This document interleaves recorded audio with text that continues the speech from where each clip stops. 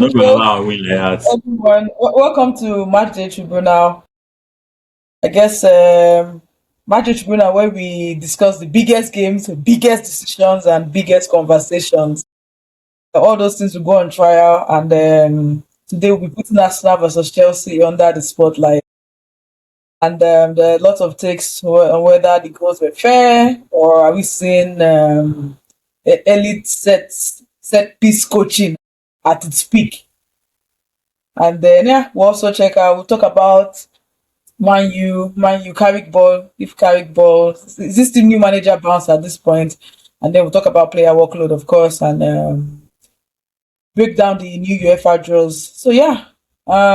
Before we go in, let's just talk about our predictions recap. Akin and Michael have 6 points. I don't think there are any standalone. Thank As God. Yes. I in want yo. to What standalone do you have? Okay, Oh, did you say Akin Arsenal will has win or Chelsea will win? Oh, I did say I knew Arsenal was going to win, so like yeah, that's not I just one of Yo, us they said that fine. correct. Everybody said United was going to win. Akin said Fulham was going to win. Akin and Michael said Fulham was going to win. They both have 6 points. Joseph said the Spurs win. I don't know why he said that. And I said a draw. Akin said a Brighton win. He's the only one that got that correctly. I think that's a standalone. So yeah, so very good job, So you Akin. should clap for me. Clap hands. I always hail Yeah, you when you yeah, get yeah. standing. Let's just Yes, better. and then now back to the headline fixture: Arsenal versus Chelsea. Did okay. Arsenal versus Chelsea, 2-1. I don't know if I'll say it was a good game. It wasn't a very good game to me, but the 2-1 was. I think it was a game where the person who knew the assignment got the job done. I don't know. I think Joseph has alternative takes, and yeah. I think set piece right now in football, that's the routine today. And I think serious managers are coaching their players to defend set pieces very well and also attack set pieces very well. That's my opinion, and I don't believe in any trying to be a victim. Somebody scored set piece. If you think it's easy, score it. Arsenal got maybe 3 or 4 corners and they scored two. For me, I think that's elite mentality. But Joseph doesn't agree, so I'll let him have his say.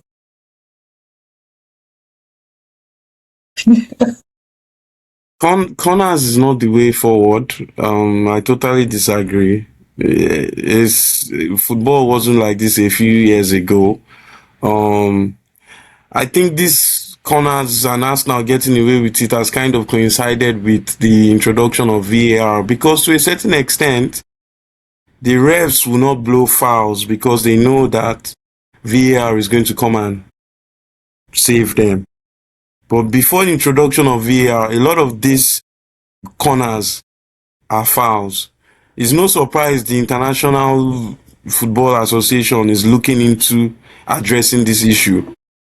It's because that's not football. It's not right. Like, we watched the game. João Pedro was wrestled, play clean football, like, so you can't say, oh, corners. Yeah, Arsenal are getting away with it.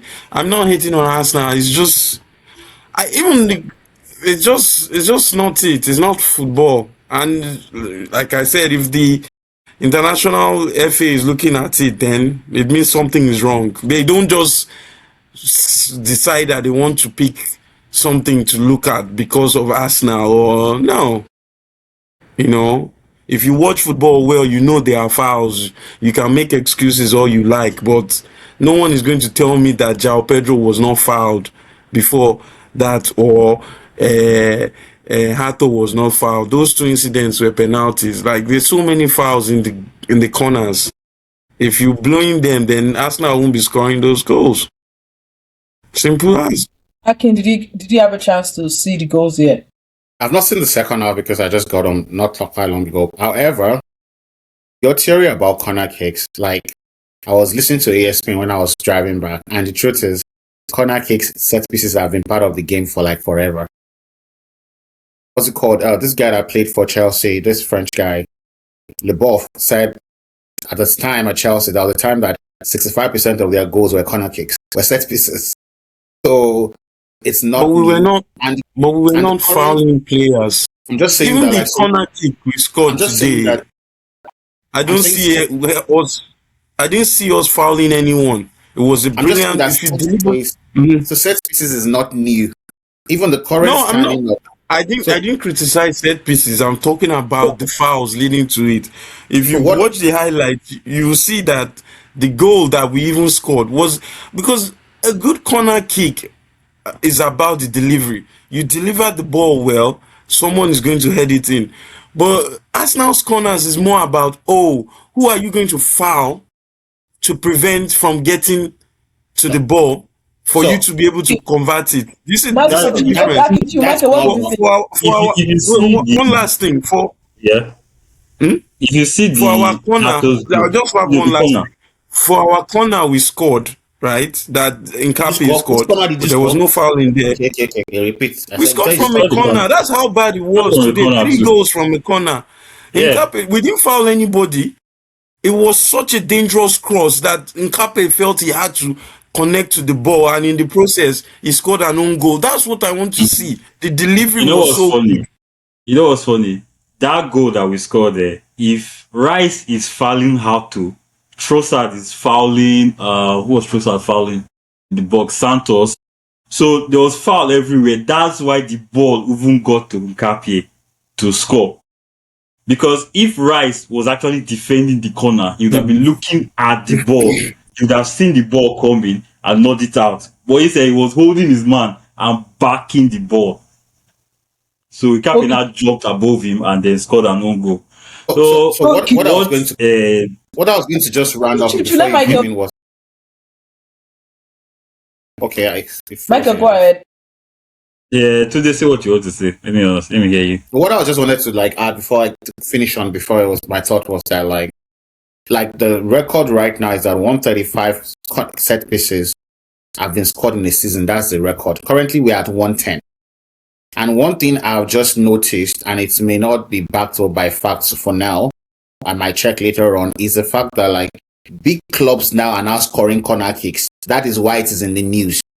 Before, it is the bottom half, the bottom 13 clubs that were scoring corner kicks. Now, the big clubs now see corner kicks as survival for them too.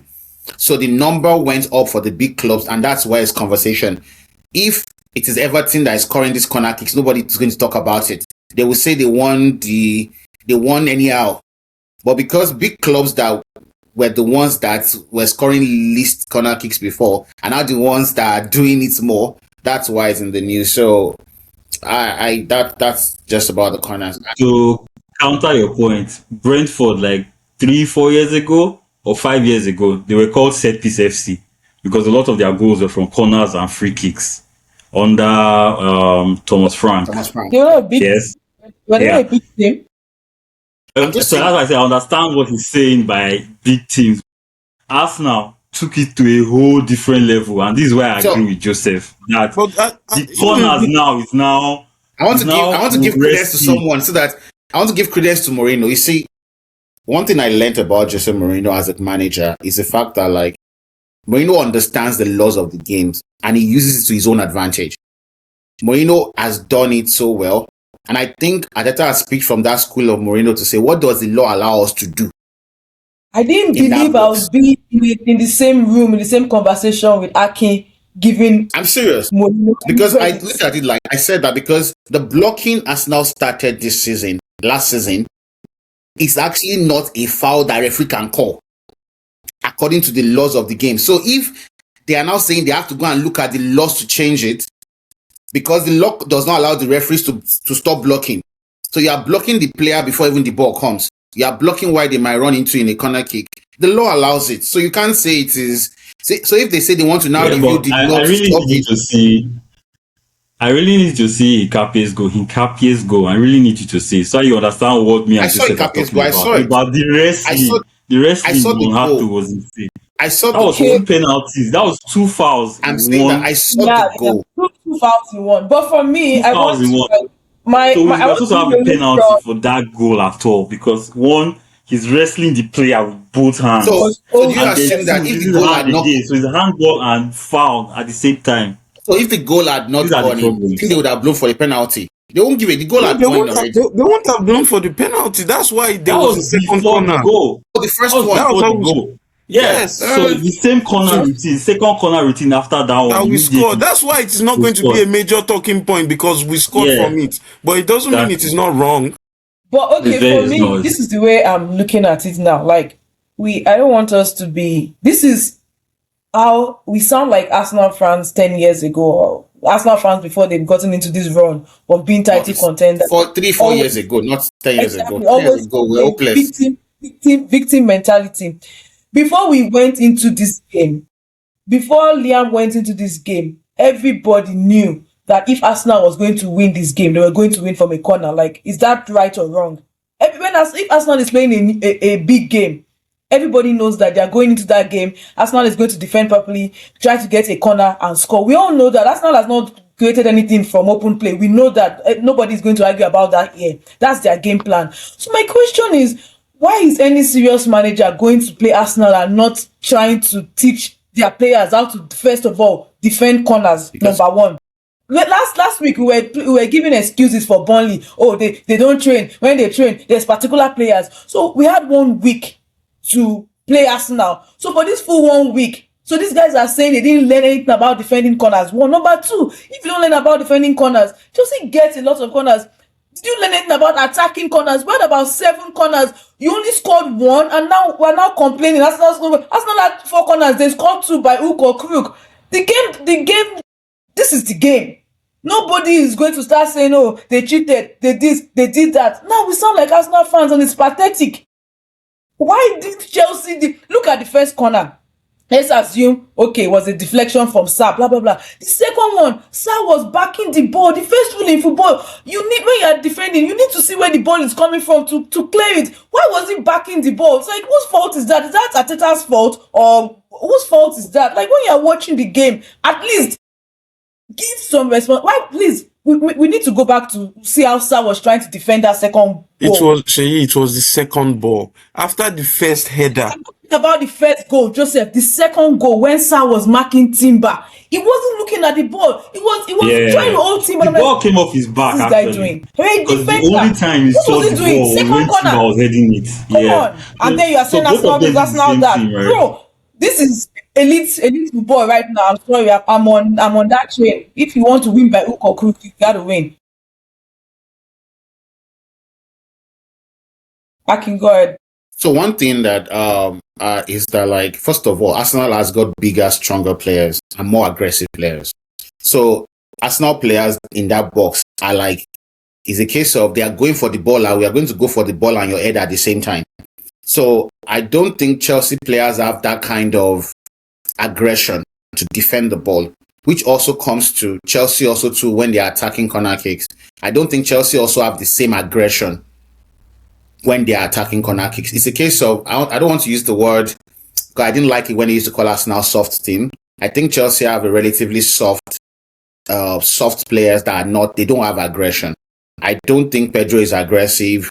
I don't think, maybe Caicedo is the most aggressive player you have in that team. I don't think Palmer is aggressive. Like, we'll see a tackle that is 50-50 that could injure him and he will still go for it. But you see Gabriel, Saliba, all of them are going for that tackle like they don't care. So, and once you've created that beast mentality, players are more afraid to go into tackles with you because they think they might be injured. They think it might not favor them. I know you didn't watch the game, but for the first corner, you see the way Gabriel, this is James, one of our strongest players. Gabriel bullied James to get the header. So based on what you are saying now, whose fault is it? So was it Arsenal's fault that Chelsea didn't recruit aggressive players? So what should we do? We should reduce Arsenal's aggression to accommodate Chelsea. It's the game. Like when we watch Newcastle, we know that Guimaraes is strong, Jolinton is strong. Like, so if you are recruiting and deciding not to recruit strong players, you can't come and start. James is our strongest player. The first corner, Gabriel bullied him. But I see the second time he learned and he went into that, he wrestled Gabriel. Like, he put in a good fight. But the first one, James had no chance. Gabriel bullied him, headed the ball, headed to Saliba. So what are we complaining about? Like, why don't we try to even defend corners properly. And in saying that we don't have physical players, wasn't Enzo getting better at these defending corners? Is that not what the media said? That you get 3 players in the box, so it makes Arsenal players, they are now coming to attack, and then there's a counter. Were we not improving? Because it seems like we're improving in defending these corners, and now it's just chaos. The thing is, Arsenal corner now, Arsenal has like different styles of corners. So you don't even know which one. Like the first goal was the one they go far post. So when they go far post, your defenders don't know whether to follow the far post or to stay in the middle. It's just go far post, turn it into the middle, someone is ready to attack it. That one is a lot more difficult to defend because the people that are attacking already knows what they are going to do. The one that goes into the middle point is like 50-50. If they bully you to win, it's fine. They even go near post. I know Rice went near post one time that nobody could flick it on. So it's different style. Like I feel that Chelsea can start defending corners a lot better, but it's going to come to recruitment as well too. Chelsea needs more aggressive players. Yeah. Don't worry, when they change the laws of the game, it won't be necessary. It's fine. We are addressing it. We'll adjust to the new laws too. Well, beyond the corners, like, what do you guys think about the midfield battle? How the Chelsea play? Of course, the corners have interfered with everything. But beyond the corners, what's your overall impression of the game in terms of Liam's strategy? Michael, Michael, what do you think about Liam's strategy? Do you think he came in with the mentality to win? Yeah. I think it did. Honestly, I think it was a poor game from both teams. Let me not lie. I think it was a poor game. It was very, very tactical. It was a poor game for both teams. Both teams didn't really do anything. Trossard did not do anything in that game. That's why he was substituted 55 minutes. He was missing in that game. There's so many players missing. Zubendi was poor in that game. Timber sometimes. Eze was poor in this game too. Eze was poor in this game. Gyökeres was mostly missing. I barely saw him apart from when I think Gyökeres actually had a good game. What? I think Gyökeres had a good game. He had 2 1-on-1 with Chalobah. With Chalobah, yeah, that's he had a better game. Yeah. Saka had a fine game. On the Arsenal side, I the game in general was just very tactical. Both teams decided, but both managers had a clear game plan of what they wanted to do. But Chelsea, I don't know whether it was nervousness. In the beginning, it transmitted out from Sanchez. Sanchez was really shaky. Hato was really shaky in the beginning. The midfield was so. We were pinned in the first half. We were pinned in a lot, actually. We had the ball a lot. We were pinned in a lot in our own half. We barely got the other way. I think at one point, around the maybe 40th or 50th minute, if I'm right, it was 5 chances to 2. Arsenal to Chelsea, something like that. I can't remember the exact. Arsenal had 5 chances in that game. Yeah, Arsenal. See, the first half, Chelsea didn't. That's the shocking thing to me too. It was shocking to me too when I don't know which 5 chances. Okay, maybe the Gyökeres ones on Chaliba. Those. There were no real chances that they were. Yeah, but he didn't take his shot away. I don't see how. So what Michael was saying is that despite that Chelsea having more possession. No, Chelsea had more chances in the game overall. Raya had more saves. Towards the end, Sanchez Raya only had saves. Raya didn't have saves. Yeah, so like in the first half, Raya didn't have more saves.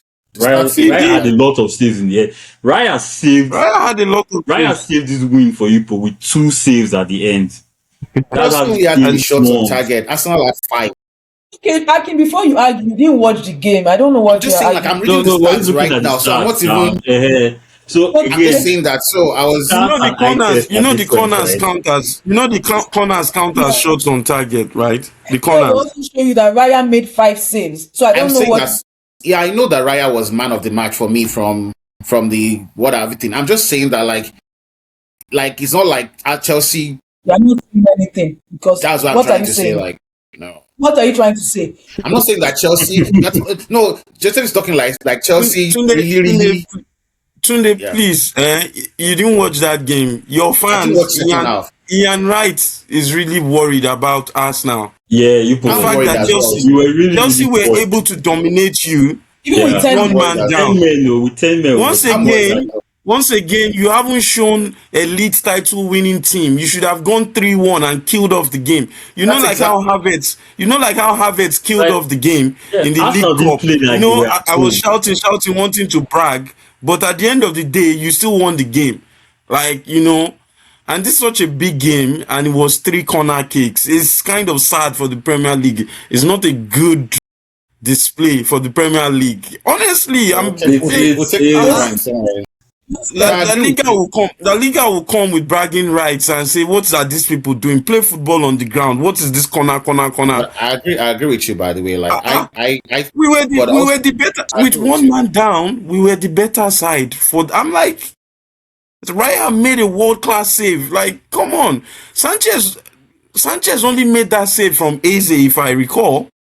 I don't remember Sanchez making any other saves apart from the mistakes and craziness he was bringing upon himself. I don't know. Maybe normal I behavior. didn't see it, but No, Today I'm Sanchez made siding like with Shay. I'll just take one 3 points. on that one. But I'll just okay, take 3 points.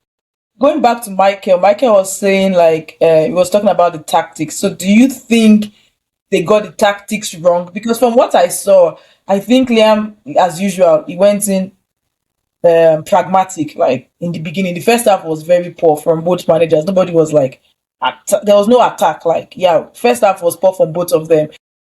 So do you think that was a good tactic? But the second half was the Chelsea came with character in the second half. It was impressive, and we did better in the second half.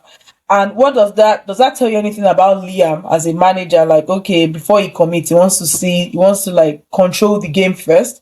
So that's one for my guy. Number two, the old midfield battle. What do you think about Caicedo today and the Arsenal midfield? I said it was the best midfielder on that pitch, I think, by a mile. Of all the 6 players in the midfield, Caicedo was the best, which is kind of weird. But in the terms of the tactics, honestly, I get what Liam was trying to do, and he has been doing it for a while now in some few games. What he tries to do is, De Zerbi used to do it too in Brighton, is pass the ball around at the back, bait the other guys to come and press you, then play through them. What De Zerbi does was he will play towards the wingers, but Liam doesn't use his wingers that way. He prefers fullbacks to give the width. So he's always his wingers more or less. Enzo Palmer, it's Enzo that is playing left wing actually, and this guy on the right, Neto on the right. They will now come center so that they can get the ball in the center and then start passing out and attack quickly. The problem was Arteta knew this. So in the first half, when they are pressing the centre backs, they are blocking the midfield at the same time. Then after Arsenal scored the first goal, they didn't even bother to be pressing the centre backs anymore. They were like, oh yeah, come and play through us. So Arsenal sort of played as if they were away at a big team, not really at home. Does that make sense? It was very Arsenal's title win this is going to be very weird. That's just the way I can conclude this. This is going to be it's going to be one of the Would it ones be, that would it I hope football changes next would it be season so that we will not remember this season because this is one of the worst big teams I've seen. I'm not going to lie to anybody. It's one of the worst big teams. Like Leicester was this is far the more weirdest. entertaining. Leicester was far more entertaining than this. Arsenal is very, very like Arsenal just cares about the points now, nothing else. Like they just be chopping the points. If you like, say our ball is bad, play how you want to. Yeah, yeah, just saying. Michael, if you've been in the wilderness for so long, what would you care about? If you've given the league beautiful football and they For have 20 come years. For second, 20 years. So wait, what would Michael. you do? So people should win that goal. Let's go back to Michael, real would you football. rather be Arsenal now or Chelsea would you rather be Arsenal now or Chelsea, Michael? Would you prefer See, I'd Chelsea to be rather be where Arsenal Arsenal now. is Let me right not now, lie. playing I'd like rather this? be Arsenal now because Exactly. my You, friends don't allow me to see some kind of things. guys wait in the group. Chelsea, we create the most chances. Like if it was by chances created, we'll be winning the league, Chelsea. But look at where we are. We are battling six. We are not sure we're going to go to Champions League, and we are shouting beautiful football. This is how you shouted beautiful football for Angie. Angie has no job right now. So Joseph, just when it comes to beautiful football, please just pack it aside. Pe- Let's. First of all, Arsenal haven't won the league. Let's not get carried away. I don't understand what we are saying here. Even I said that The league is actually in Man City's hands. If Man City win all their games, they will win the league. And considering they are playing the game at home at Arsenal, common sense will tell you that you give them the advantage. They are the ones that have won the league the most last few years. I don't understand. What are we doing here? As that today, would you rather be Chelsea or Arsenal?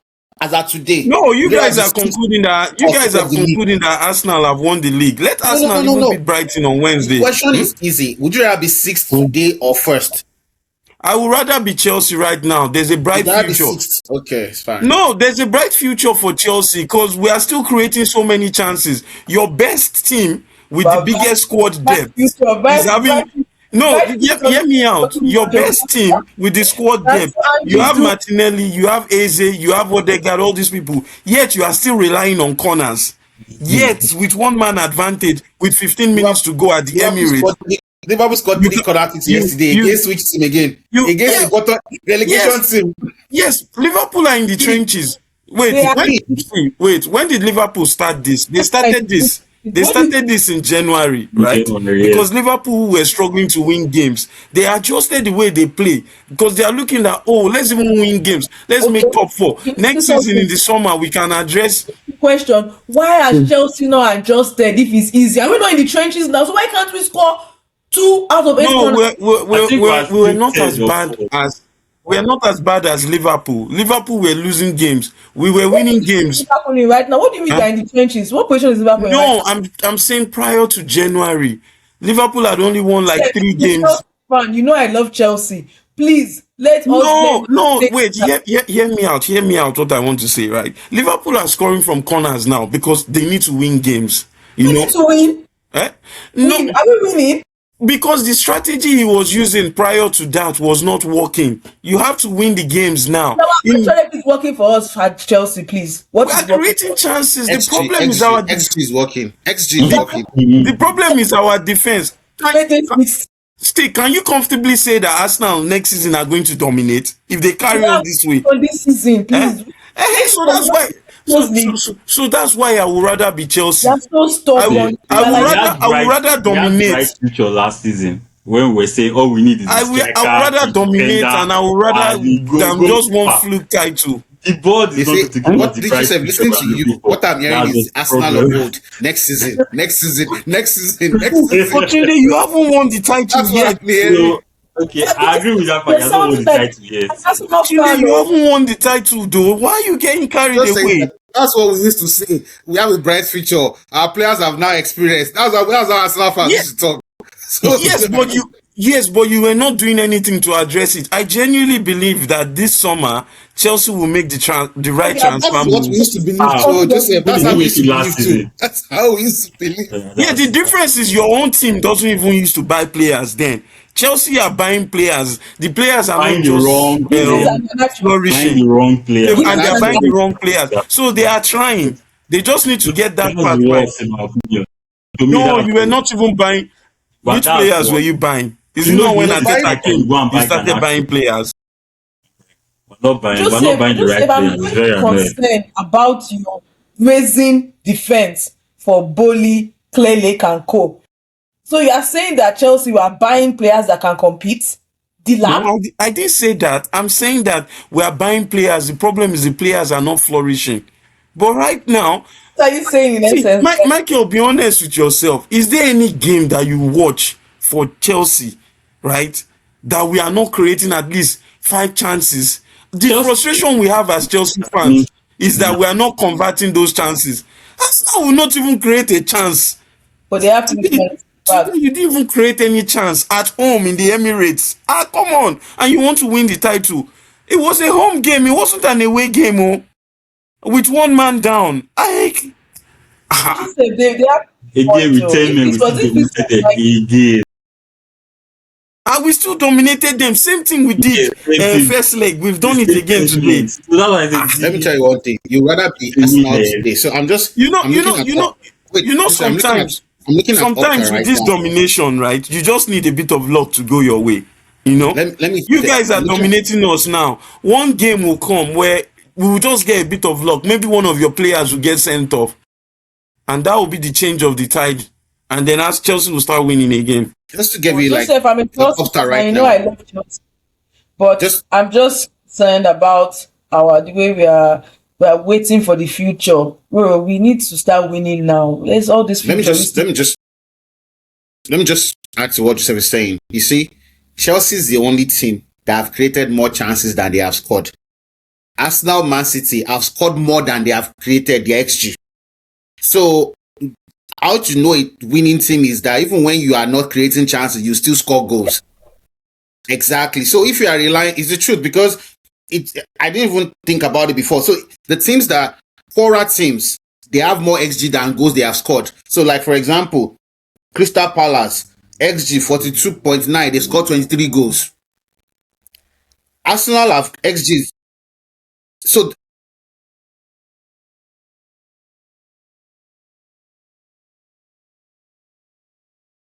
yes, now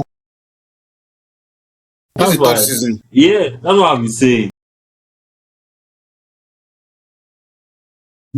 Last season, what we needed was a number nine. We needed a number nine to score all those chances. We did not get. So You bought the lap Bowley's now, bright and you future bought is not Exactly. Pedro. bright. This mentality of XG. Are we XGSC? Clearly, his So future is not GST. bright. It was a bit. the future is Because looking You deep. need to sell the Let's club. Let's rest a beg.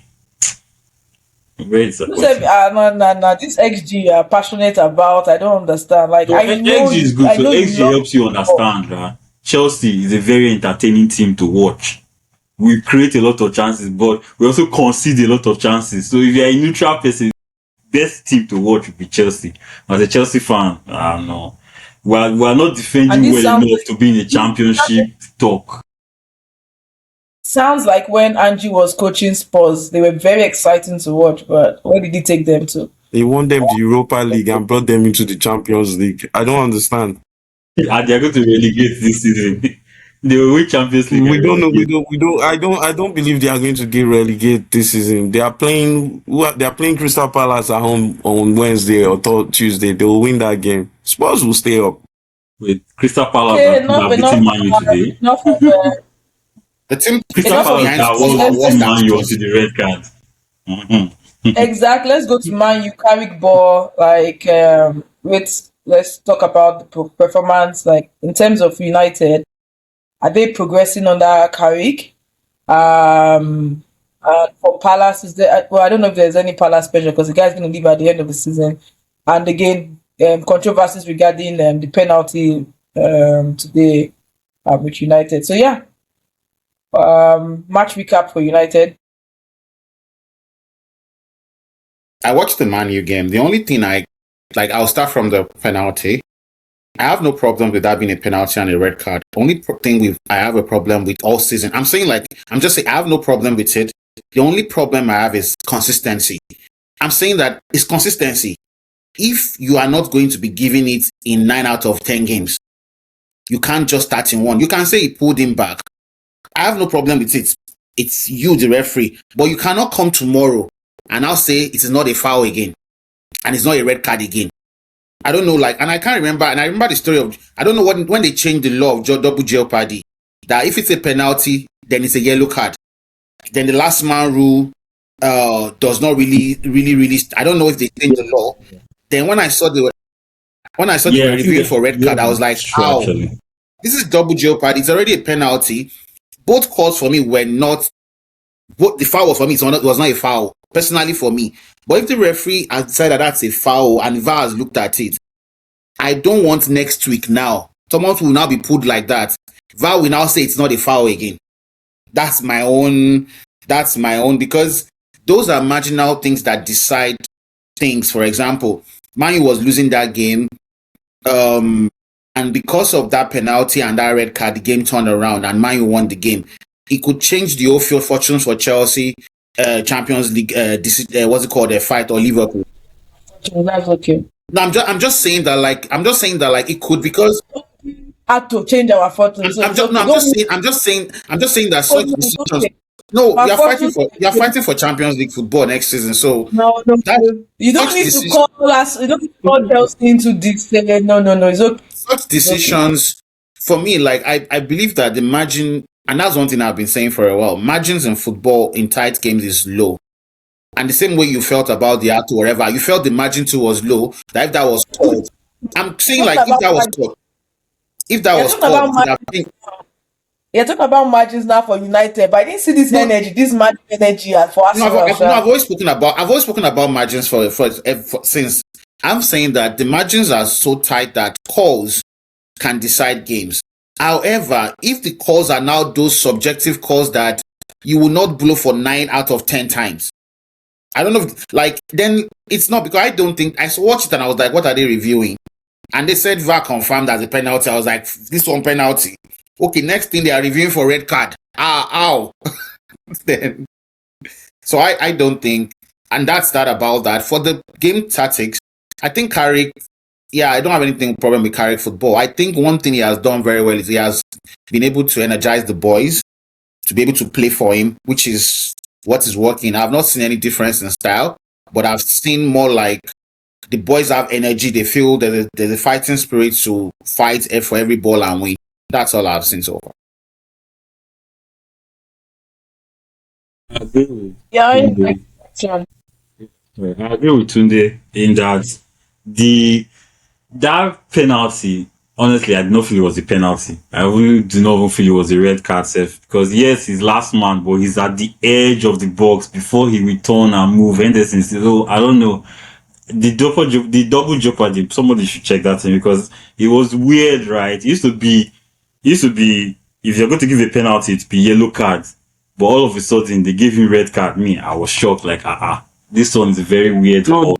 This they changed it with the denial of a goal scoring opportunity. So anytime denial of a goal scoring opportunity occurs, then it should be a red card.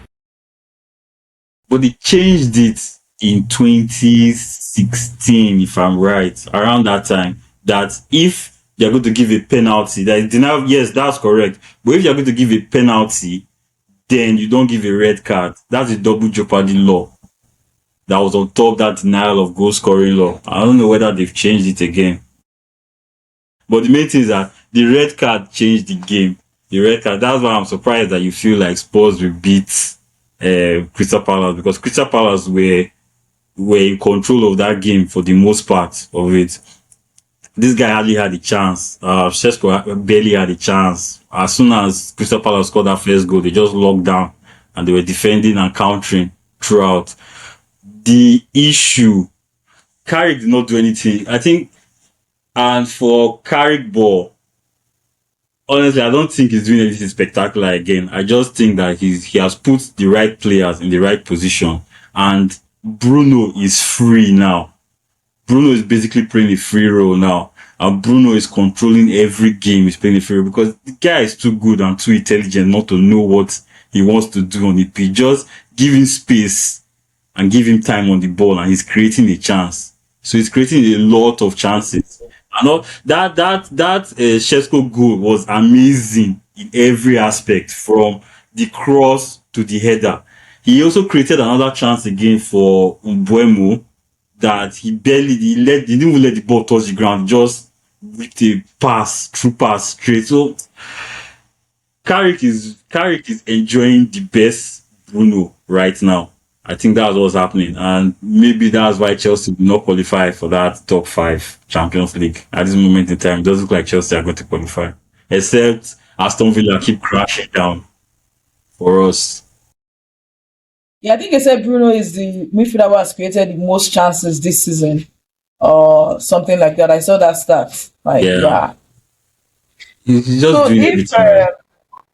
so for Palace, for the Palace for Palace now, do you think Munoz coming back has improved them defensively?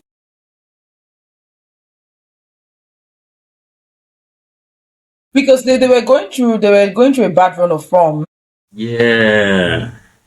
For Well, Munoz has I like think two game I weeks. think it has coincided. I don't know whether it's well, it might be the most obvious change, but at the same time, they lost Gay, right? So I don't know. I just feel like it coincided with the I've not watched Crystal Palace games very, very well to say maybe he has changed something.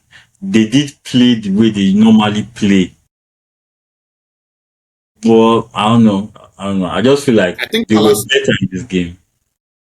I think Palace season is already over since Glasner said he's leaving. They are just playing to just end the season and not relegate. There's no. The club is already gone. This club this season is over. Palace has no plan this season anymore. But they're still in Conference League. Oh, that's true. They'll probably win Conference League, right? They'll still win Conference League, most likely win Conference League. Okay, so before we move on to like player workload, who's the standout player for this week? For me, it was definitely Kitike. I know he played against West Ham, but the delivery of his goal and the two assists, I think, yeah, I think was a very good game for me. And I remember the commander saying that we were putting him side by side with Alan, like in terms of one of the best strikers in the league. Um, yeah, so Ekitike was like my standout player for the games this week. How about you guys? I'll say Semenyo.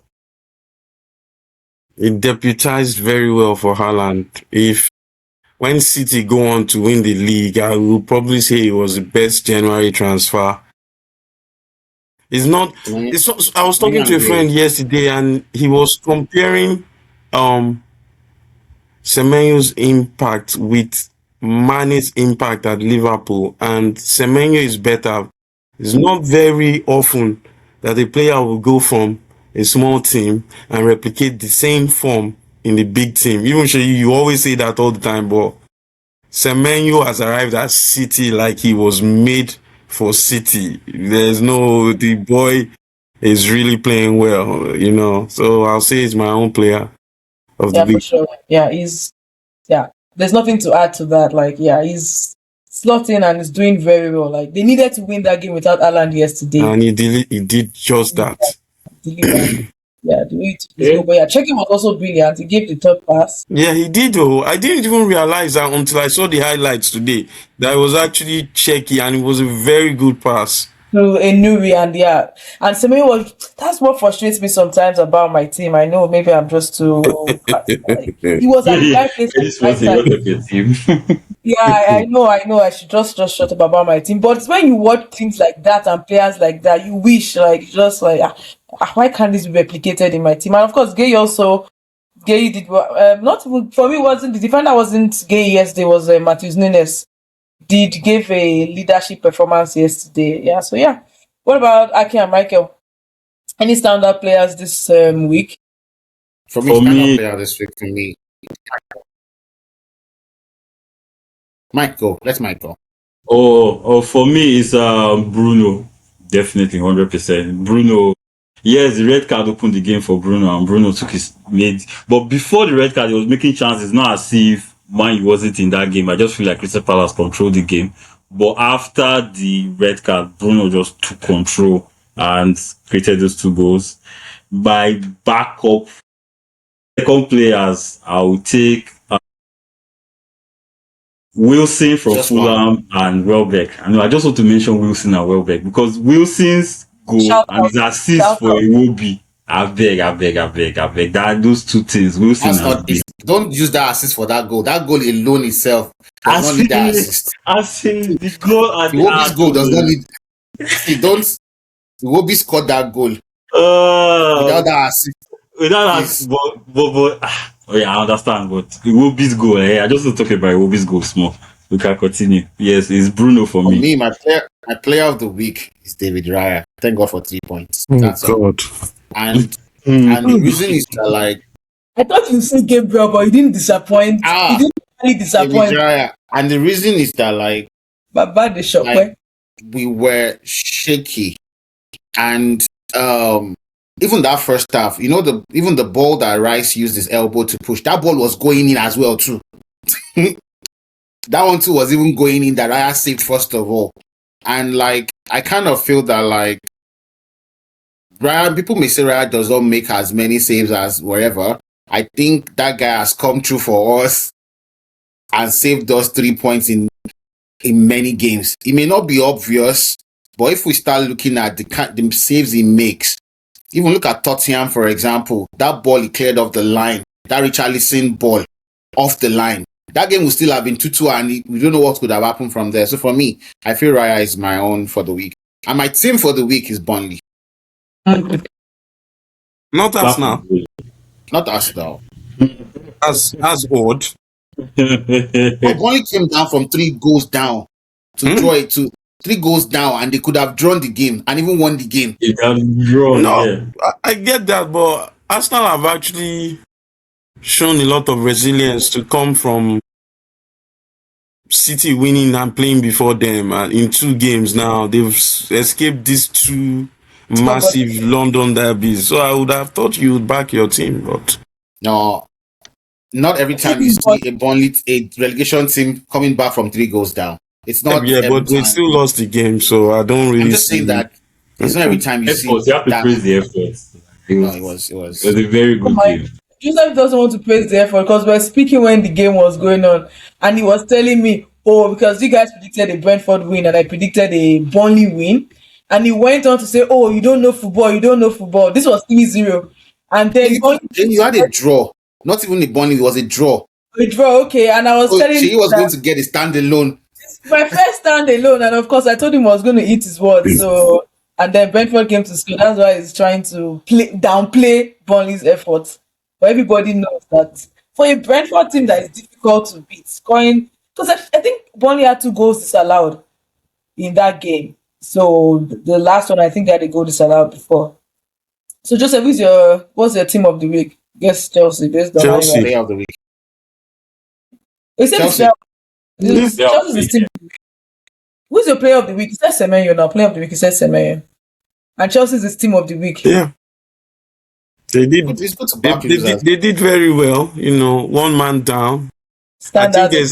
I feel there's an agenda against us from the referees now. I really do. I remember when Arsenal were in the same situation last year, and I agreed with them that the refs had an agenda for them as well. And now it's starting to feel like that. All of this week, there was Arsenal, Chelsea's going to get a red card. Chelsea's going to get a red card. It just made it easy for the referee to just give that red card, Seth, I don't like this because I look at my team. Are we a physical team? I don't particularly think so. I'll say maybe Caicedo is a physical player. And, in this instance, sometimes I'm looking at the list. There's no repeat offenders, so it's like, we talk about Spurs and Romero. It's the same Romero, but it's just like everyone is just getting yellow cards. He even gave Enzo a second yellow card for dissent. Enzo is our vice captain. There was no respect for the fact that he's the vice captain. The referees know this, so I don't know. Joseph, can I say something? Was it? No, it's my own like vice captain on the pitch. So exactly. There's no vice captain on the pitch. There is a vice captain on the pitch. The vice captain is the person that replaces the captain when the captain leaves the team. Our vice captain. The referee might not know who our vice captain is. They do. They don't. You're a fan of the club, so you know I don't know who Arsenal vice captain is. Can I respond to Joseph? You don't have to. No, but I want to, and there's freedom of speech. So you can't shut me up. Okay. But that aside, first of all, I've said it too many times. You're beginning, this victim mindset needs to stop, please. And let it stop. No, you had your chance. You had your chance. It needs to stop today. I beg you, please. Fan to fan. Then number 2, when we talk about yellow cards, red cards being picked, you need to look at the context.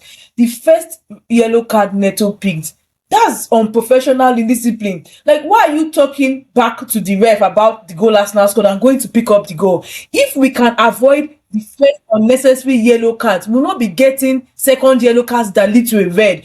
If we I believe in, as football players, there's a level of professionalism we expect from players. Like, that first yellow card was unnecessary, because if he didn't have that first yellow card and he did that tackle to Martinelli, he would still be on the field, and then the coach can decide to take him out. So instead of saying that referees have an agenda against Chelsea, How about we sort out our indisciplinary issues? How about that? I totally understand that, but also a lot of times in football, the referees will look at the game and just let it go. That was Neto's first foul in the game.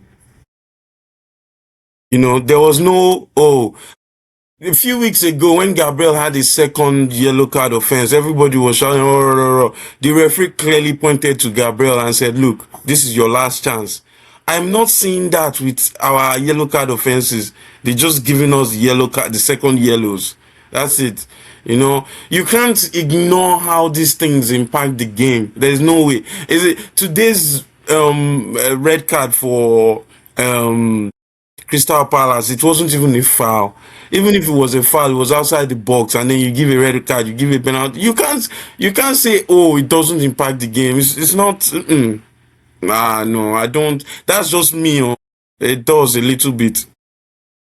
So for Chelsea, let me talk as someone that has experience in this wherever. Once your team starts having a disciplinary record and it is considered as a team, then you don't have the benefit of doubt anymore. And that is what Arsenal had that for years. But referee, that's what I'm trying to even explain. the ones that look like, I remember the Martinelli throwing. I can't remember anybody getting 2 yellow cards. Points of and that's kind of what happened with Neto today. No, you got 2 yellow cards in the same phase of play. So it's never. I don't think it will never happen again. That time, Arsenal was so in the lights that even if Arsenal players laughed too much, I remember the time of Mikel Obi at Chelsea, whereby he spat on the floor, he collected a red card. He did this red card. Once your team is seen as indisciplined, referee starts becoming more like there's a higher chance that you are going to get a red card. Like Caicedo, for example, he doesn't go into tackles as much anymore because he knows that if he misses it, it's going to be exactly. Romero, for example, yes, Romero is hard on the ball. But there are so many defenders that do exactly what Romero does that will not get a red card for it. Granit Xhaka was in the same light as well too. Referees not giving you a benefit of doubt is a big problem for clubs. And Chelsea right now is not looking good. Your card record is so high that everybody just think that Chelsea right now is the most indisciplined team in England. And they are it's just easy for the ref. Oh, and then this is the excuse they use. Oh, they are a young team. Oh, they are a young team. Okay, I agree with you because Chelsea has a dissent problem. We're getting a lot of cards for dissent. Palmer, Enzo today. Enzo when he was captain against, was it Crystal Palace or somebody like that? Yes. Yeah, and like he gave him a yellow card and he was the captain. Yeah. How do you give the captain a yellow card when the captain is the one that is allowed to talk? What is he saying that is making them give him a yellow card? There's a dissent problem there. To the referee. To the referee. It doesn't matter what he says to the referee. If he's the captain, he's allowed to talk. The law is that the captain is allowed to talk to the No, because if it was a derogatory comment, the referee will give him a red card. He's allowed to. Joseph, and the refs have mic. Joseph, I'm saying that look at the context of the cards. Like, as a club, shouldn't we be telling the players to stop talking now that eyes are on us? That's why I asked Akin, what did Arsenal do when they had that problem? Like, now that we have identified that most of our cards are coming from this, how we stop talking? What Arsenal did is what I've started now. They started complaining and ranting about it until PGMOL got the message. Abi? Is that not what happened? So what happened with Arsenal was that, like, fortunately for Arsenal, PGMOL got some calls blatantly wrong that they started apologizing for. So when you now apologize for 3-4 games that, Arsenal should have won this game because of our mistake, they now started realizing that, and Arsenal made it like a point at every interview. Arsenal will make it known that this happened, to the point that it was all over the media that is actually the PGMOL really, do they have it for Arsenal? So because of that, they now became more cautious. Yeah, I feel like the fouls are different. I feel like these two situations are different. I promise you that if Mourinho was our manager right now, he would have already brought this matter up that we are being targeted. Even if it's just as a defense mechanism, he will do that. And it's high time, Liam. I don't know, maybe because of the change of managers, it's difficult. Maybe if all of this had carried on under one manager, it would be easy for them to highlight it, because So Liam is only going to judge it based on his time when he was the manager. I think the problem is like what I'm saying, that most of these yellow cards are decent yellow cards. Like what Neto did today was stupid. 100%. It's the stupidest of all the decent yellow cards I've seen. But in the context of the game, like, can't you tell him this is your last warning, and then you give it to him? Lenient. I get what you're saying. It could have been lenient, but it was the second. This is not something that doesn't happen in football. I'm saying, like I said, once you are seen as an indisciplined club team, you don't get those anymore. That's what I'm trying to tell you. You don't get it anymore.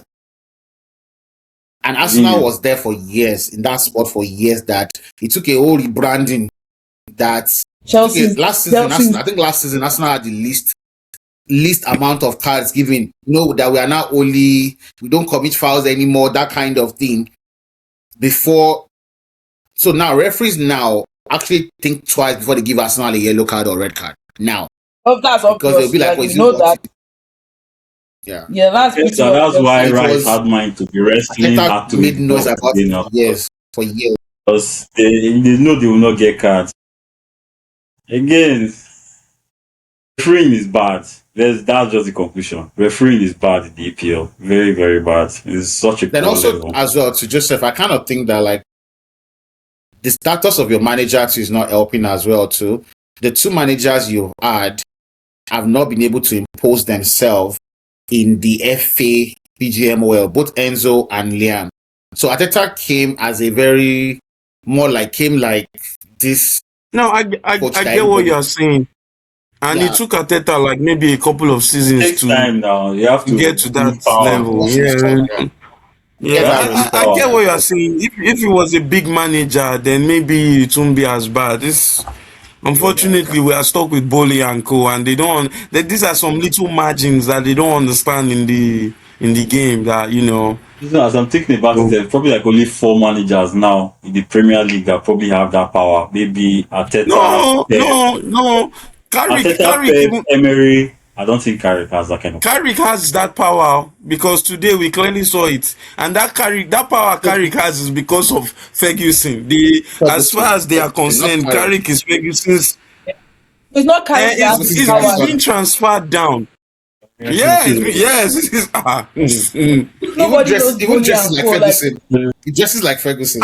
You don't understand. It's Ferguson, So. Okay, well, nice. So obviously, there's so many problems. Our manager cannot impose. Players are indisciplined. This and that. We can't score from corners. We can't defend corners. Hopefully, the bright future can take us out of these trenches that we're in right now.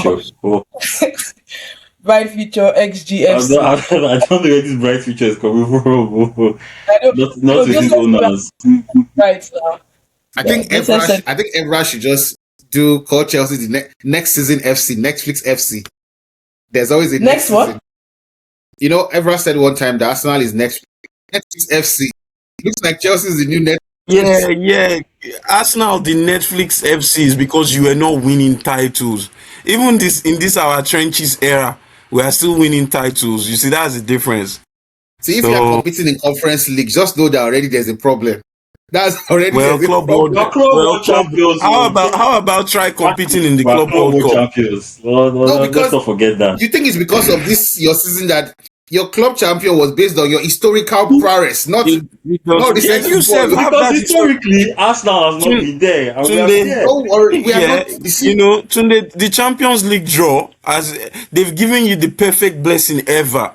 If you don't win the Champions League with this draw that they've given you, the most one-sided draw in the history. We are still going to play 11 players. Please don't come up with your. Based on what? So you played win the Champions League this season. You played Chelsea played Burnley last week. They could not beat Burnley, relegation team. What are you talking about?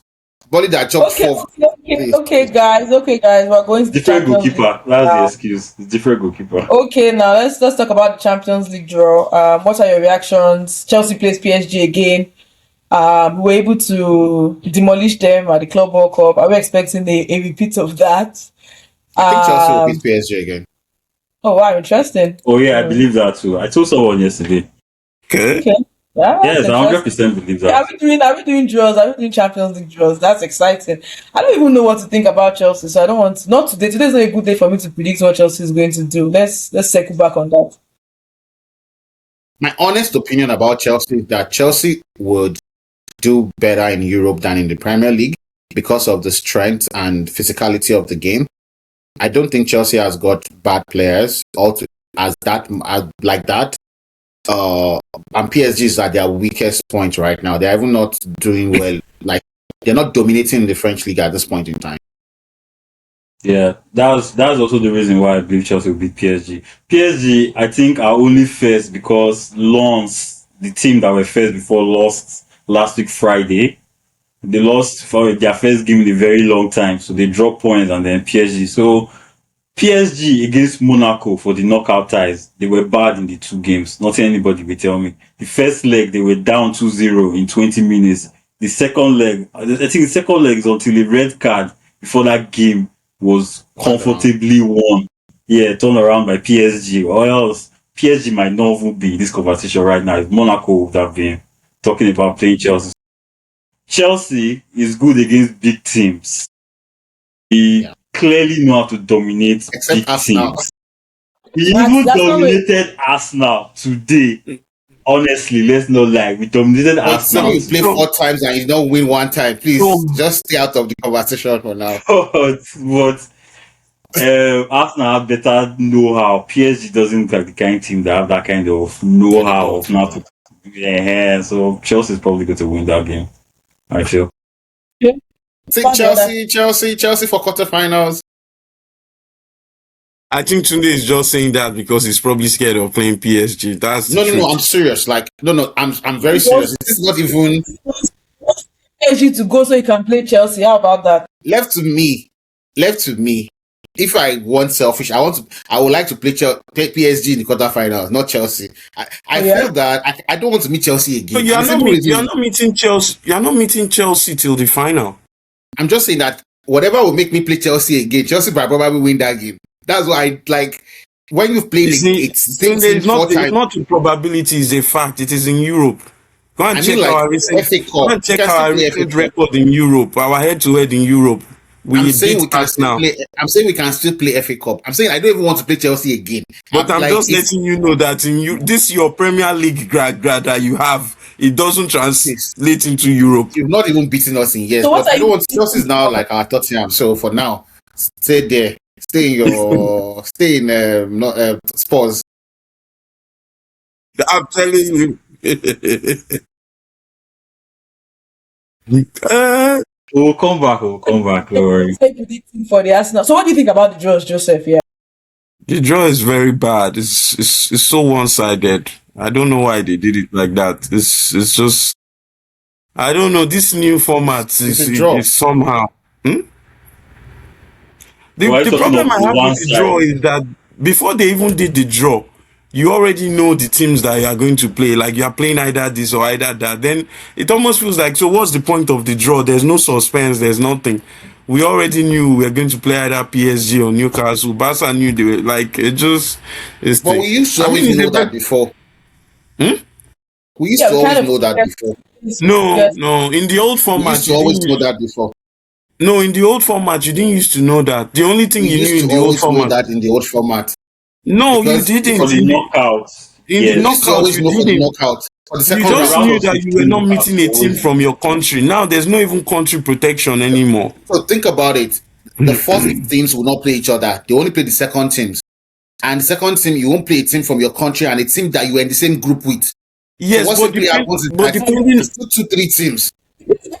It's like but depending on the number of teams from one country that year, right? The number of Yeah. teams that you could potentially meet would be more than two. It could be up to 4 or 5. Let's say you are the only country representing England in that group stages. Then obviously the country protection doesn't apply. But here But there's no country protection. Safe. already there are 5. So if you have 5 England teams, then there used to be 8 groups, right? I think 8 groups. 8 groups, and there are 5 Yeah, in it's that good. English team in the 8 groups, meaning that an English club that finished first will only play 3 teams from 3 groups. But even with the old format, right? If you have 5 teams, English teams or 6 English teams, there's a very good chance only 3 will come through out of the group because you are going to play teams home and away. You know, you're gonna if Yeah, you're in the same group if you're in the same group, because you look at Tottenham's games, they kind of had an easier draw compared to, let's say, Chelsea. You know, we played Barcelona, we played Napoli. I don't even who did Spurs. Spurs didn't really play any big team, so the luck of that draw in the first round can go your way. I don't have a problem with the draw. Like, personally, I don't. well, to be honest, when your team is good and can beat anybody, you don't have a problem with the draw. So I'm not. I don't know. Which team is that? No, just generally, this is a factual statement. I'm not. I'm saying if you are if Yes, yes, yes. I mean, like Arsenal, I get you. Like Arsenal are celebrating an easy draw, and like I said, every time Chelsea have won the Champions League, we play tough teams. You change manager in Sometimes the it's middle even of the better season. to beat. You change manager in The the whole middle of the team at the season. beginning of the season, It's, yes. it's even better to play difficult teams. Sometimes you build your confidence with it. So. are we saying Liam might win the Champions League? No, me, I'm not scared. This is Champions League. We win the Champions League. It's not like Chelsea are more likely to win the Champions League than the Premier League. It's kind of easier to win the Champions League than the Premier League. I'm backing my team. I believe them. Okay, great. So I don't know if we're gonna predict scores for Champions League. If yeah, we'll probably Maybe predict not it like now. Maybe next week. Next week. a week to game. What's something else I want to talk about? I saw some news this week about, yeah, we talked about it like in the beginning of, like when we started this podcast, player workload, and I think Michael highlighted that this week. Yeah, Michael, let me know if that's what you highlighted. Somebody was complaining about Palmer. I don't know why they singled out Palmer. It's like, that probably just puts pressure on the guy.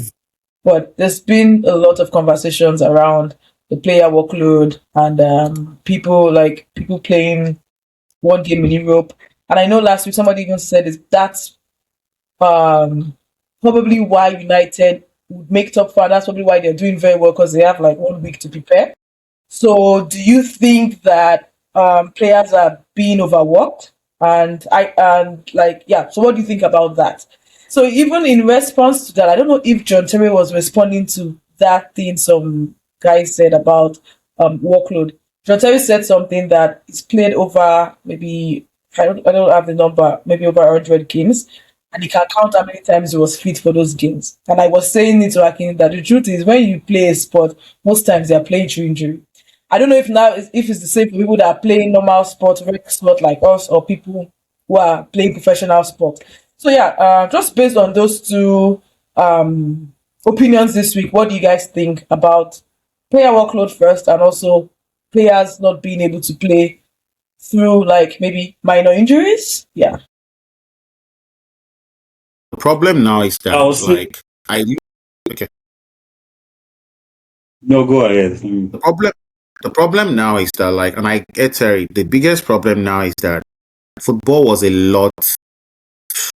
I would say I don't say slower, but more like it does not. It's not the intensity is not as high before like now. So the distances players are covering now is probably like times 2 or times 1.5 of what them Terry and Co used to cover. So they in those days you could play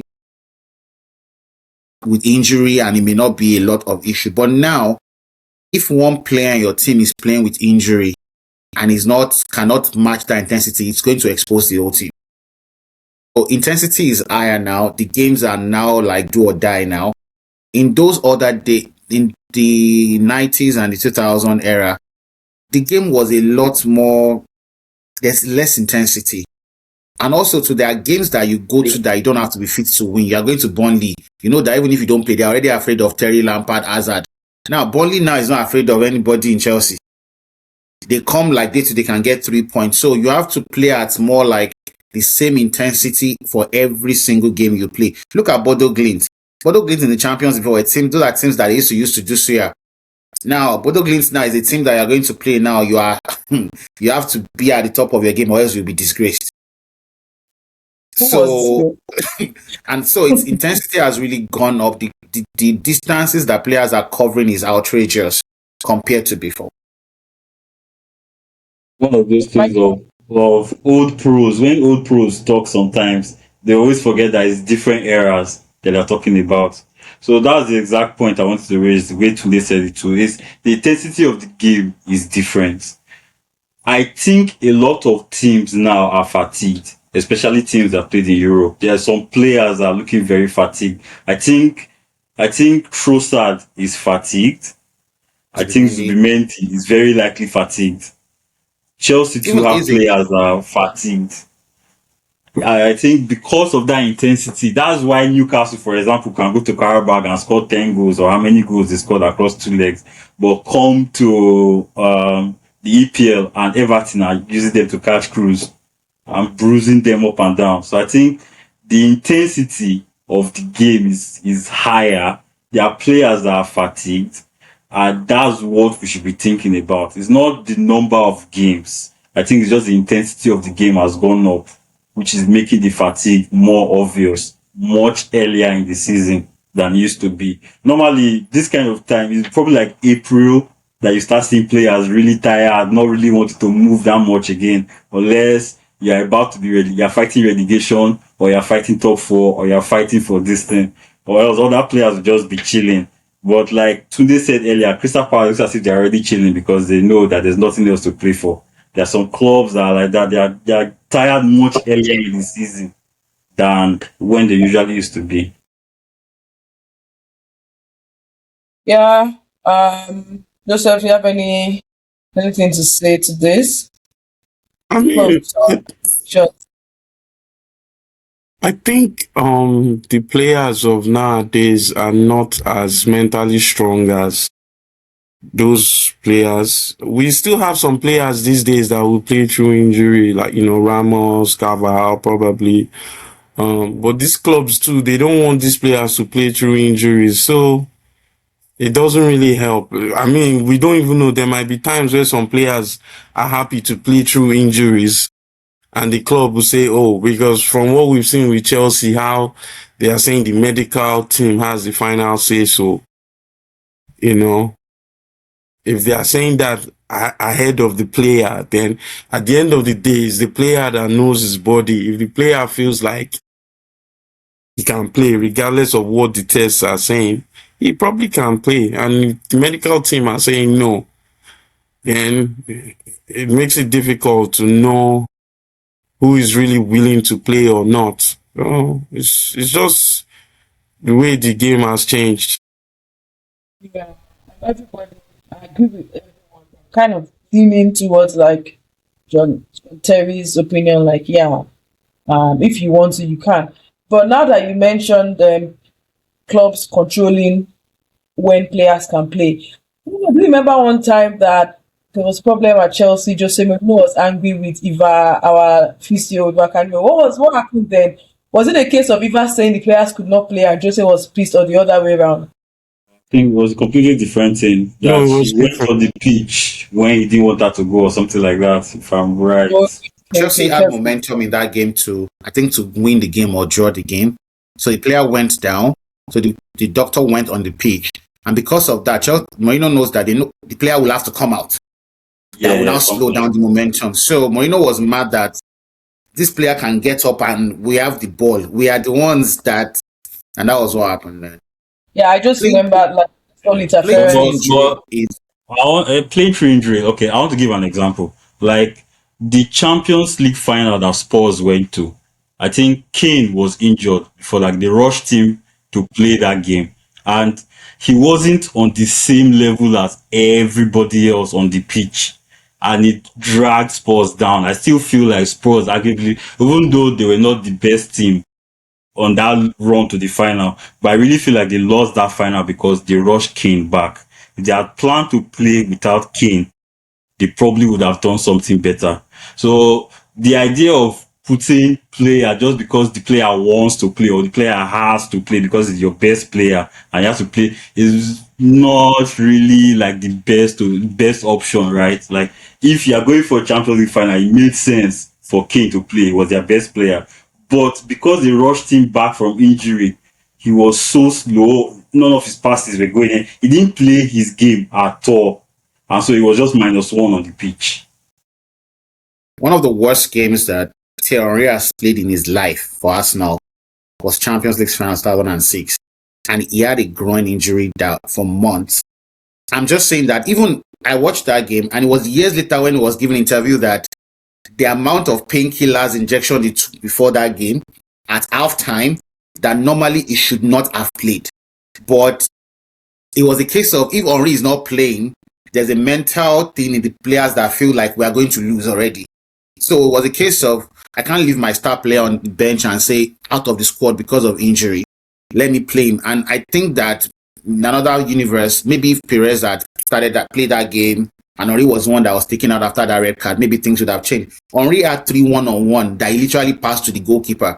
And he said later on, his legs were so heavy that he could not even shoot.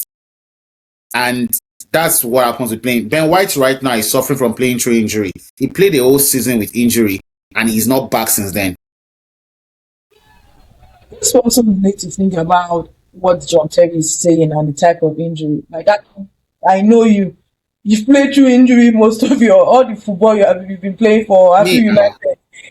So that's I guess John Terry is saying there's injury and there's injury. There's injury that as a professional you can still do, and that's the point. Like, some kind of injury can still give a good.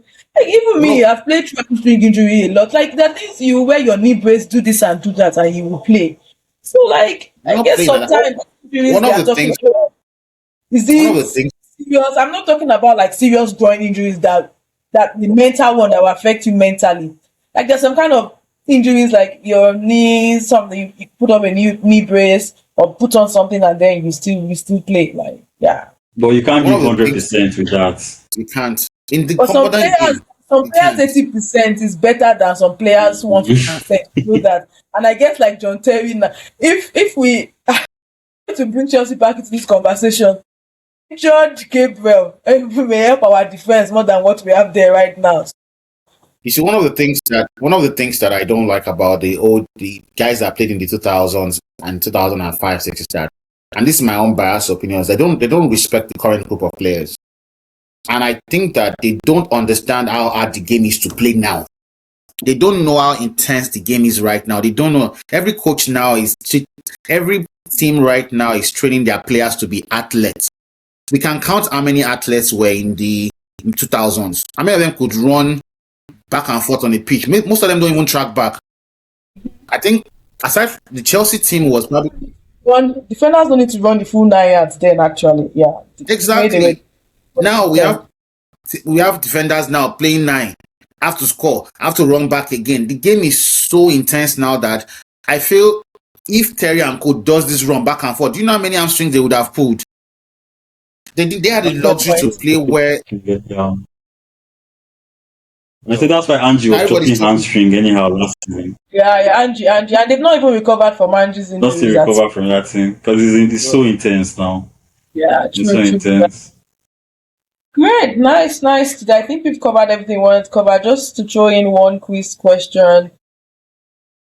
Since today, Chelsea and Arsenal played, which player scored the most goals in the Chelsea Arsenal fixture?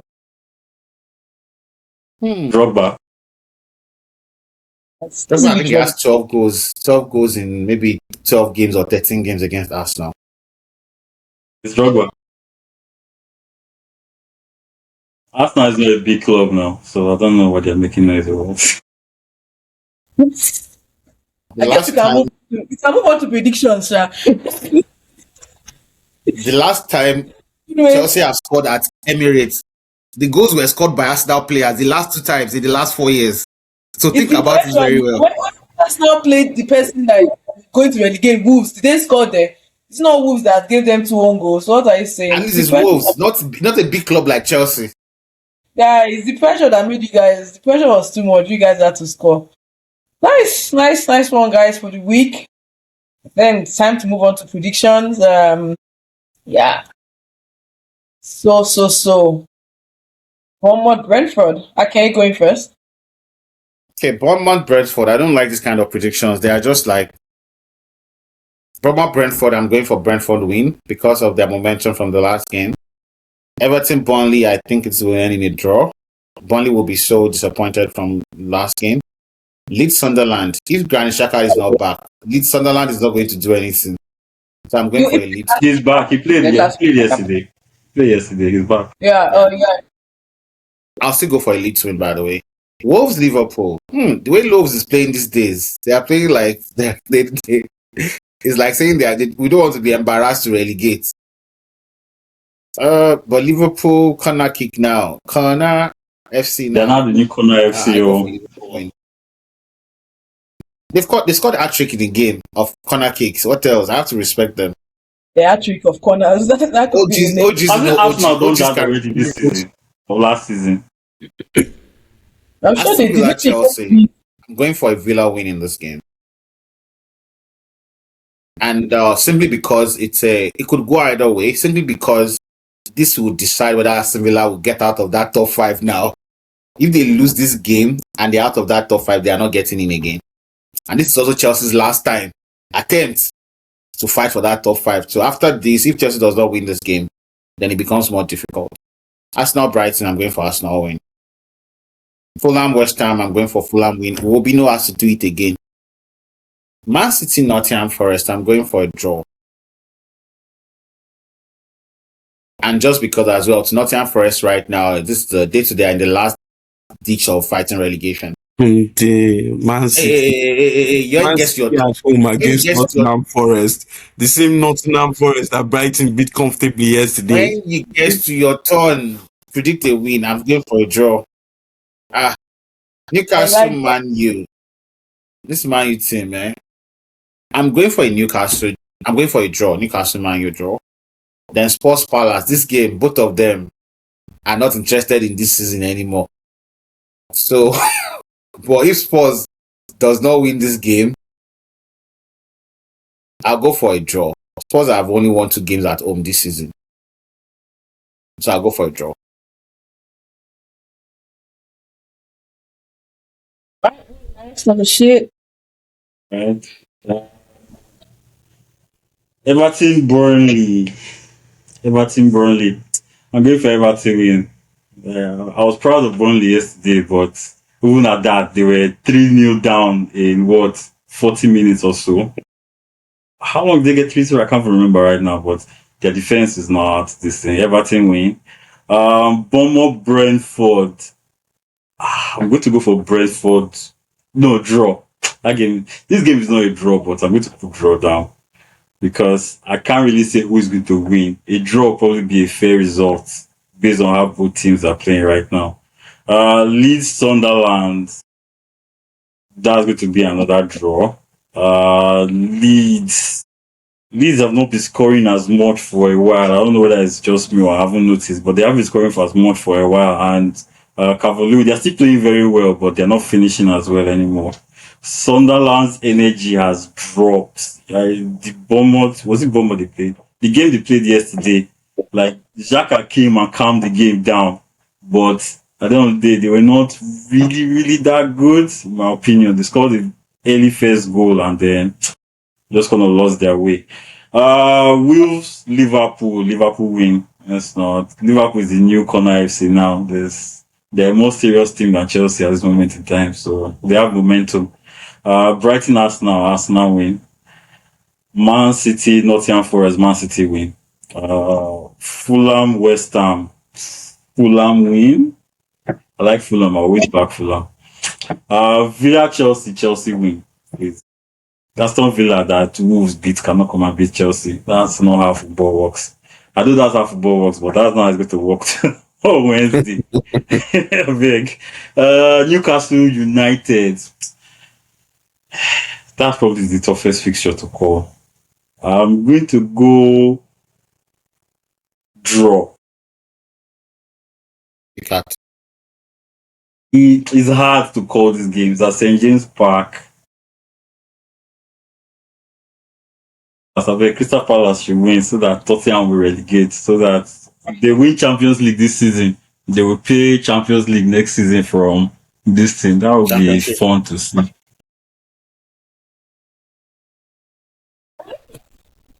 Plot twist. Okay, Sir Joe. Me? Bournemouth will win that game. We're at the end of the season now where a lot of teams are like one win away from securing their status for next season, and there are only very few home games. So I think Bournemouth will win that game. They will do enough. Everton, Burnley, yes, Everton will win as well. They are playing well. Leeds, same situation with the Bournemouth game. This Leeds Sunderland. Leeds need to win this game. I think they will win this game as well to stay out of that relegation fight. Liverpool, Wolves, Liverpool win. Liverpool are doing what they need to do right now. Aston Villa, Chelsea. I think Chelsea will win this game. With the number of chances we create, we should be fine. Villa are not creating a lot right now. Brighton, Arsenal. It's going to be a difficult game for Arsenal. If it was a home game, I'll say an Arsenal win, but I don't know. It's hard to tell where Arsenal are right now because we dominated them. We dominated them today. Last week, they played a very bad Spurs side. So it seems like they are doing well, but it also seems like they've just scraped those wins. I think Brighton will be a very good test for them. So we will know on Wednesday, but I'm going to go for a draw. Mr. Draw. Fulham, West Ham. That's my first draw, actually. Fulham, West Ham. I'm going for a West Ham win. I think West Ham are going to survive this relegation. Man City, Forest. Man City win. Newcastle, Manchester United. I actually felt new manager bounce finish today for Carrick. I'm not going to lie. Palace were leading that game for a very long period. That red card, there's no one that tells me that red card doesn't change that game. And Newcastle again, this is another situation. They need a win to guarantee safety as well. They have 36 points. 39 will put them in good stead. So I'm going to go for a Newcastle win. Tottenham, Crystal Palace, the same thing. Tottenham have to win. If they are going to survive relegation, they have to win their home games. I don't know how they are going to do it, but I think they will win as well. Over to you, Shay. Bournemouth, Brentford. Yeah, I got you wrong last week with Brentford, but Bournemouth, I'll go for a draw. Bournemouth usually, sometimes it's hard to beat, so yeah. I'm sorry, Chelsea.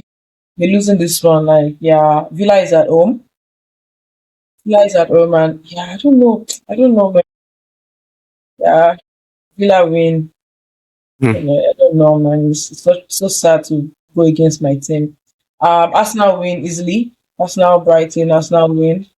Everton, Burnley. Yeah, Everton win. I like Barry. He's getting the goals. Fulham, West Ham, a draw. Probably an open game. Leeds, Sunderland. Yeah, I'll go with the Leeds win. Because yeah, Sunderland is good, but they're not at home. Manchester City win, easy. Newcastle United, a draw. St. James Park, but they're not doing exceptionally well. Yeah, Spurs Palace. Finally, maybe the manager will get a win, but yeah, maybe Spurs win. Palace, yeah, maybe Spurs win. Then Wolves, Liverpool win. Yeah, I think that's that. Yeah. So yeah, Let me tell you guys some funny stats before you guys go. Home and away record for Arsenal, Chelsea, and Man City, and it's quite interesting. So Chelsea has been very poor at home. Chelsea is not taking advantage of their home games. Out of 14 games, Chelsea have only won 6 games at home this season. I am aware. and it's like bottom 10 of the Premier League. I am aware. However, Arsenal and Man City have won the same number of games at home, both 11 out of 14 each. They've drawn the same number of games at home. They've lost the same number of games at home. It's like equal. The only Man City has an edge because they've scored an extra goal more than Arsenal at home. But Why is the way Chelsea this competition of the two horses? Because what's the comparison? Chelsea's home record is not good. That's one of the reasons why Chelsea is where Chelsea is. We Chelsea are should- aware. Chelsea's away record is actually fourth. Better. It puts Chelsea in We fourth are position. aware. Wait, see, calm down. But the interesting part about even Chelsea's home record is Chelsea have won the same number of games at home or away. The same number of games at home, the same away. Chelsea is just I the thought most. we had one more games away. Nope, 6 at home, 6 away. The only difference is Chelsea lost an extra game away. That's the only difference. Lost an extra game away. So it's like Chelsea gained 2 points. What's it called? I think they've drawn 5 games and lost 3 at home. Away, Chelsea have drawn 4 games and lost 4 games. That's the only difference. You've won the same number of games at home. And which is quite interesting, by the way. And yeah. Thank you for the stats. And then this is the roundup for Matchday tribunal today. We've heard the evidence. Biggest evidence today is Arsenal versus Chelsea. The verdict is preparation beats complaints. That's the verdict today. If you know you are playing Arsenal, good at set pieces, please come to defend them better. I hope Brighton is preparing for Arsenal. I think another big takeaway today is Carrick ball progress, but there are still some questions. I don't know if there's any Carrick Ferguson. Carrick Ferguson ball. I beg, let the guy have his identity, please. He's a grown ass man. Carrick ball, Carrick ball. Almost 50. Yeah, so until the next match day tribunal, let's adjourn today's own. And Peace. yeah, hopefully Chelsea can do something against Villa. Until then.